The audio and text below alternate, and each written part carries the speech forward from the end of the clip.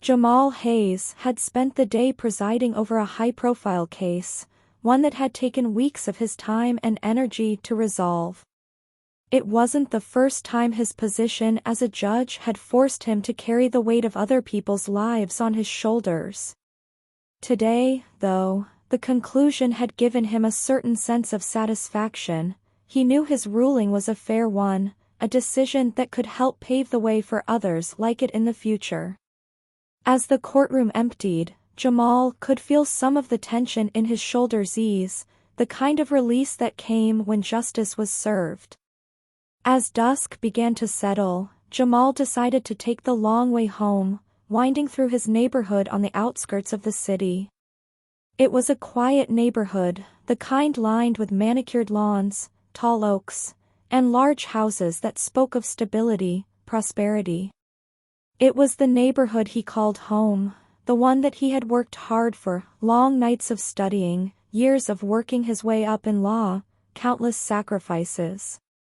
He drove his sleek black sedan with pride, a car he had bought as a reward to himself, a symbol of the success he had earned. His mind wandered, caught between reflections of the day's case and thoughts of the week ahead, more trials, more hearings, more decisions that could change people's lives. He was so absorbed that he almost didn't notice the flashing blue lights in his rearview mirror. Almost. Jamal frowned. He checked his speedometer. He was well within the speed limit. He hadn't missed any signals or violated any rules. There was no reason he could think of for being stopped. He let out a sigh, more annoyed than anything, and flicked on his blinker, pulling over to the side of the road. The police cruiser came to a stop behind him, and Jamal watched through the mirror as the officer stepped out. The officer was white, her expression stern, her posture stiff as she approached, her right hand resting on the butt of her holstered gun. Jamal rolled his window down, his face carefully neutral. "License and registration," the officer said curtly, her voice lacking even the slightest hint of cordiality. Her eyes were narrow, her gaze fixed on Jamal with something that felt less like procedure and more like suspicion. Jamal handed over his documents without a word, keeping his composure. He had been in enough courtrooms to know how quickly things could go wrong in situations like this. "Is there a problem, officer?" he asked, his voice steady. The officer glanced at the documents, her brow furrowed in exaggerated scrutiny. Her eyes flicked from his license to his face, then to the car. She looked as though she were trying to solve a puzzle, piecing together something that wasn't even there. "This your car?" she asked, her tone dripping with doubt. Jamal suppressed the urge to sigh. "Yes, it is." "Is there a reason you pulled me over, officer?" The officer, whose badge read Michaels, ignored his question, looking him up and down, her eyes assessing him in a way that made Jamal's skin prickle. "We've had reports of suspicious activity in this neighborhood," she said slowly, as if testing his reaction. "This car matches the description of one that was reported stolen. You live around here?" Jamal felt a surge of frustration rise in his chest, but he forced it back down, keeping his expression even. "Yes, officer. I do live here. And I assure you, this car is mine, and it's not stolen." Michaels tilted her head, a smirk tugging at her lips. "We'll see about that," she said. "Step out of the vehicle." Jamal hesitated for a moment. He'd heard these words before, seen this scene unfold, countless times on the news, too many times in real life. A black man in a nice car, assumptions being made, conclusions drawn without evidence. But Jamal also knew he wasn't just any man. He was Judge Jamal Hayes, and he had spent his life upholding the law, believing in the justice system. He couldn't let anger dictate his actions now. Slowly, Jamal opened his door and stepped out, his hands held up, palms visible. "Place your hands on the hood," Michaels instructed, her voice tight. Jamal did as he was told, feeling the indignity wash over him as Michaels began to pat him down, her touch rough, her movements careless. "Nice suit," she muttered, her voice dripping with sarcasm. "You one of those businessmen, huh? Or did you steal that too?" Jamal clenched his jaw, the words lodging in his throat. He knew that any response could be taken the wrong way, used against him. He remained silent, his gaze focused on a spot on the pavement as she finished her search. Michaels moved on to his car, opening doors, rifling through the glove compartment, looking under the seats, even digging through his briefcase. She treated his possessions with the same disdain with which she had treated him.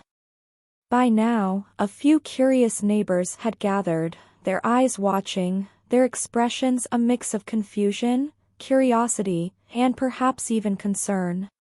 Jamal felt the weight of their stares, he could almost feel their judgment, the whispers that would follow once this was over.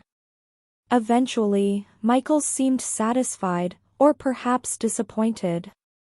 She walked back over to Jamal, her tone still tinged with sarcasm. "Everything seems clean," she said, as though she hadn't spent the last 20 minutes trying to prove otherwise. "But I'm gonna need to take you down to the station, just to clear things up." Jamal blinked, staring at her. "To the station? On what grounds?" Michaels crossed her arms over her chest. "I don't like your attitude. And something about this just doesn't sit right with me. We'll figure it out downtown." Jamal's patience, already worn thin, finally snapped. He took a deep breath. "Officer," he said, his voice calm but edged with steel. "I have complied with every request you have made. There is no reason for this to continue any further. I suggest you think carefully before making a serious mistake." Michaels laughed, short and harsh. "A mistake? You think you can tell me what to do? Get in the car." Jamal didn't move. Instead, he reached into his pocket and pulled out his phone, quickly dialing a number. Michaels frowned, her hand twitching toward her holster. "What are you doing?" she demanded. "Making a call," Jamal said, his voice still calm, his movements deliberate. He knew that if he showed even a hint of resistance, this situation could escalate fast. He spoke into the phone, keeping it brief. Michaels stood there, her eyes narrow, her body rigid. After Jamal ended the call, he looked at her. "I suggest you wait here for a few minutes," he said. Michael's expression twisted in disbelief. "Is that a threat?" "No," Jamal replied, his tone even. "It's a warning." Before Michaels could say anything more, another car pulled up. This one was marked with the insignia of the city's police department, and a man in a suit stepped out. He moved quickly toward them, his face set in a grim expression. "Officer Michaels," the man said, his tone clipped, urgent. "What are you doing?" Michaels straightened, her confidence wavering slightly. "Just doing my job," she said, though her voice held uncertainty now. The man shook his head, his jaw tight. "Do you have any idea who this is?" he asked, his voice hardening. Michaels looked at Jamal, then back at the man. "He's the suspect in a possible stolen vehicle case," she said, but it came out as a question. The man sighed deeply, shaking his head again. "This is Judge Jamal Hayes," he said, his tone heavy with frustration. "One of the most respected judges in the state. You just unlawfully detained him. Do you understand what you've done?" Michael's face went pale, her mouth opening and closing wordlessly. I didn't know," she began. "You didn't think," the man snapped, cutting her off. "You saw a black man in a nice car and made assumptions. That's profiling, officer." Jamal stood there, watching the scene unfold, a part of him feeling vindicated, another part of him weary. He'd been wronged, but it was bigger than him. He knew that. Michaels looked at Jamal, her face flushed with shame. I'm so sorry, sir," she stammered. "I didn't realize." "You didn't realize who I was," Jamal finished for her. "But that shouldn't matter. It shouldn't matter if I'm a judge or anyone else. The way you treated me, the assumptions you made, it's unacceptable." The man in the suit nodded, his face grim. "Judge Hayes, I can assure you that this will be addressed. Officer Michaels will face disciplinary action for her conduct today." Jamal took a long, measured breath, looking at Michaels, then back at the man in the suit. "I don't want her fired," he said, his voice calm but firm. "But I do want her to understand what she's done. And I want this department to take real steps toward preventing incidents like this from happening again." The man nodded quickly, relief evident on his face. "Absolutely, sir. We will do that. I'll make sure of it." Jamal looked back at Michaels. Her eyes were wide, filled with something akin to regret, or perhaps fear. "You have a lot to learn, officer," he said quietly. "Today could have ended very differently for both of us. I hope you take that to heart." With that, Jamal turned and walked back to his car, leaving Officer Michaels standing there, her world shaken. As he drove away, Jamal couldn't help but think about how often this kind of situation played out, how many times it ended worse, how many people didn't have the power, the privilege, or the voice to stand up to it. As the sun dipped below the horizon, casting long shadows across the neighborhood, Jamal knew that this was just one small moment in a much larger struggle. True justice wasn't just about making decisions in a courtroom.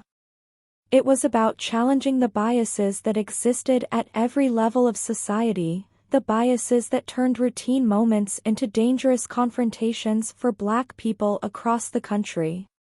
Today had been a small victory, but it was far from the end. And Jamal Hayes knew that his work, both on the bench and beyond it, was only just beginning.